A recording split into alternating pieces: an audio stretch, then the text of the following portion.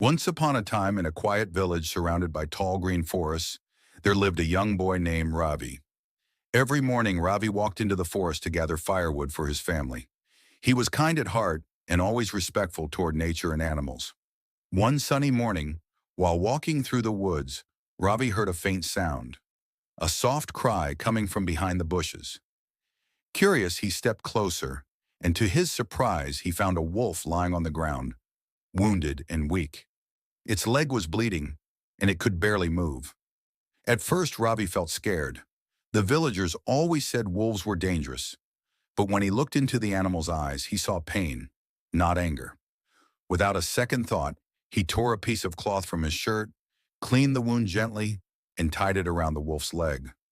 He brought water from a nearby stream and helped the wolf drink. Slowly, the animal began to breathe easier.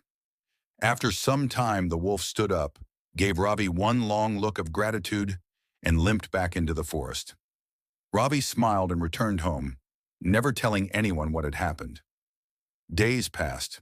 Then one evening, dark clouds gathered over the village. A heavy storm hit, and the river began to overflow. People ran for safety as the rain poured down. Ravi's little sister Mina was playing near the river when the current suddenly grew stronger and swept her toward the deep water. Ravi rushed out into the storm, shouting her name, but the water was too fast, too strong. Just when he thought all hope was lost, a familiar sound echoed through the storm, a loud, powerful howl from the forest. Through the rain, Ravi saw the same wolf he had helped. The wolf leapt fearlessly into the raging river, grabbed Mina's clothes gently with its teeth, and pulled her to safety. Then, without waiting for thanks, it turned and disappeared into the dark forest once more.